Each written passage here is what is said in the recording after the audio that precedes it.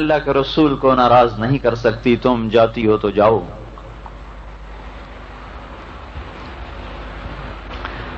سائیوال میں ایک دھوبی کے بیٹے نے چیلا لگایا، اس کی منگنی ہوئی تھی گاؤں میں، وہ شادی کی تاریخ طے ہوئی، درمیان میں وہ چلے کے لیے چلا گیا، چلے سے واپس آیا تو داڑھی رکھی ہوئی، بارات موقع پہ چلی گئی۔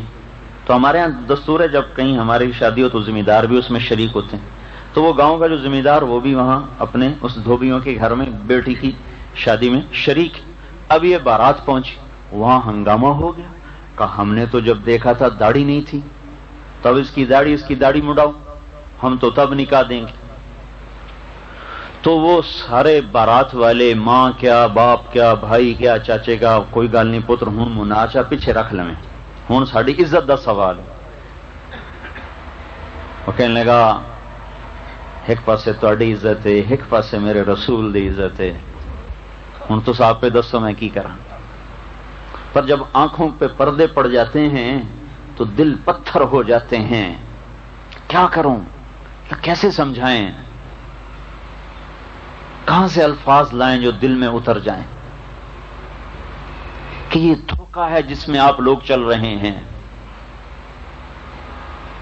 یہ تباہی کی زندگی ہے جس کو آپ نے اختیار کیا ہوا ہے، اس کا انجام ہلاکت ہے۔ ان کا کوئی نہیں، اللہ بڑا غفور الرحیم ہے پتر، اللہ بڑا مہربان ہے، کوئی نہیں، اور سارے اس پر چڑھ گئے۔ انہوں نے کہا یہاں سے گردن اتار دو، داڑھی نہیں کٹ سکتی۔ تو لڑکیوں نے کہا ہم لڑکی نہیں دیتے۔ انہوں نے کہا نہ دو، میں اللہ کے رسول کو نہیں ناراض کر سکتا، سارے جہان کو آگ لگا سکتا۔ تو یہ سارا منظر ہنگامہ کھڑا کہ اچانک وہ ذمہ دار کھڑا ہوا، کہ بھئی اے ساری بارات ٹور تے میرے بوئے تے آ جاوے۔ ساری بارات میں خود ذمہ دار کا بیٹھا ہوں، دھوبی نو تھی دیونا سوکھا کم کوئی نہیں۔ ساری بارات اس نے اپنے ڈیرے پر بلائی، اپنی بچی کا نقد نکاح کر کے ساتھ بھیج دیا۔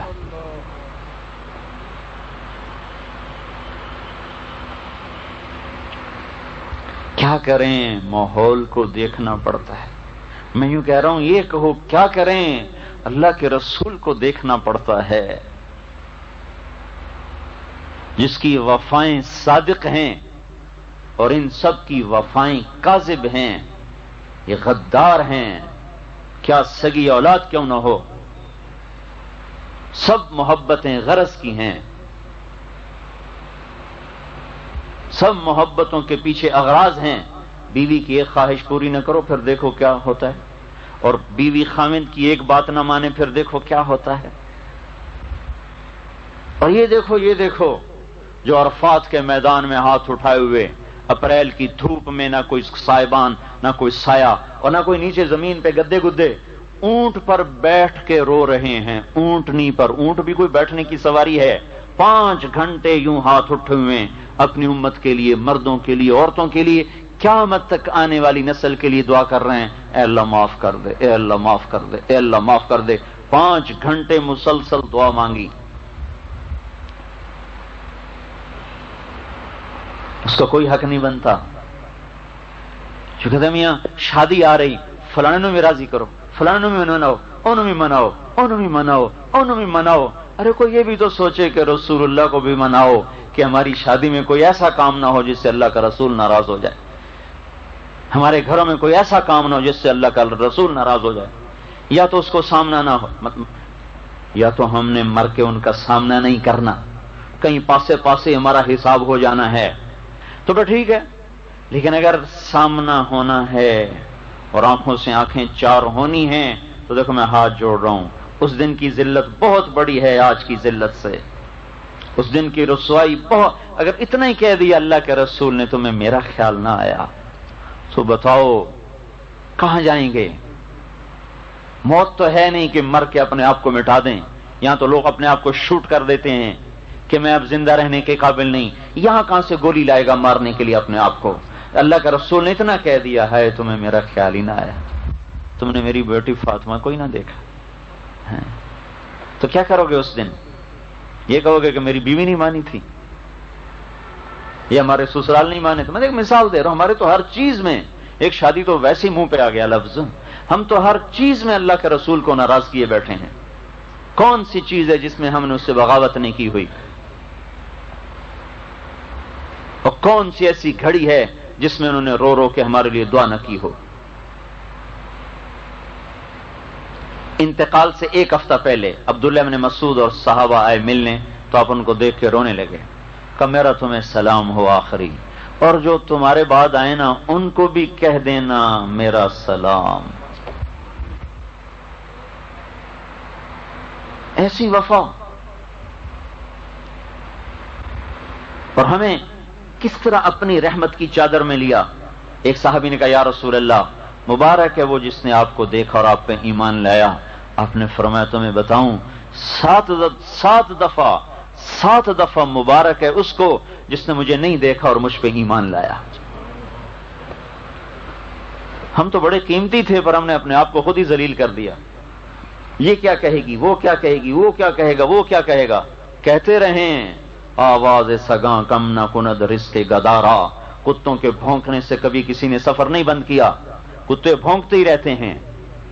جو ہمیں اللہ اس کے رسول کی زندگی سے ہٹا رہے ہیں وہ ہمارے لیے بھونکنے والے کتے سے زیادہ حیثیت نہ رکھیں. یہ ایمان اللہ ہم میں دیکھنا چاہتا ہے. اور یہ گھر بیٹھے نہیں حاصل ہوتا، اس لیے ہم اپنی عورتوں کو بھی نکال کے لائے ہیں اور خود بھی نکلے پڑے ہیں. کس کے لیے؟ یکسوئی کے ساتھ بیٹھ کر اللہ کے، آخرت کے، رسالت کے، جنت کے تذکرے کر کر کے دل میں اتر جائے.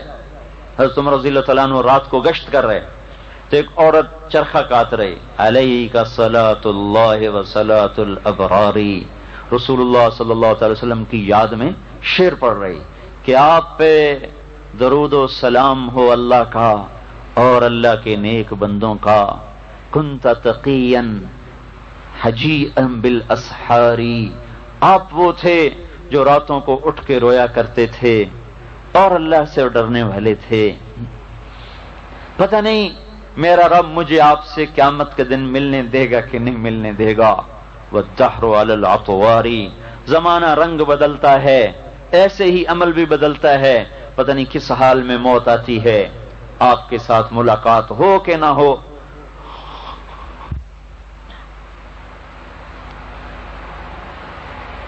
تو حضرت عمر گر گئے، وہاں گر پڑے. پھر دروازے پہ دستک دی. آدھی رات. کون؟ کا عمر. کمالی والے عمر. عمر کا میرے گھر میں کیا کام؟ کا دروازہ کھول دے، اللہ کے واسطے دروازہ کھول دے. تو اس نے دروازہ کھولا. کہنے لگے وہ شعر تو سنا دے جو ابھی تو پڑھ رہی تھی. اللہ کے رسول کی محبت میں جو کہہ رہی تھی ابھی تو سنا دے.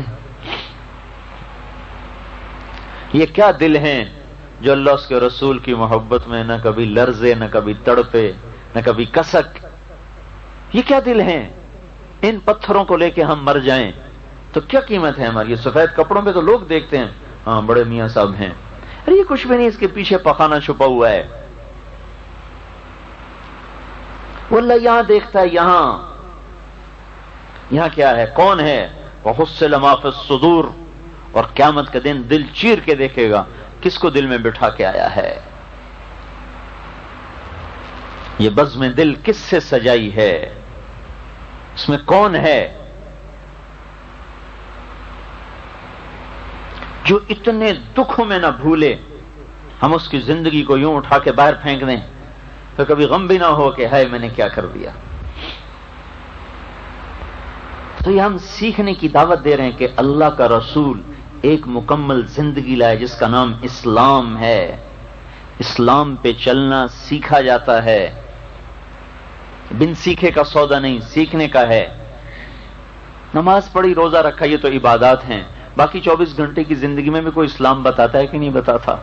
کچھ اخلاق دیتا ہے، کچھ اقدار دیتا ہے، کچھ حدود قائم کرتا ہے، کچھ حلال اور حرام کی حدیں قائم کرتا ہے، کچھ خرچ کرنے کے طریقے بتاتا ہے. یہ تو نہیں کہ صرف حلال کمانا فرض ہے، خرچ کرنے میں بھی پابندیاں لگاتا ہے. کہاں خرچ کرنا ہے، کہاں نہیں کرنا، اس میں بھی پابندیاں لگاتا ہے.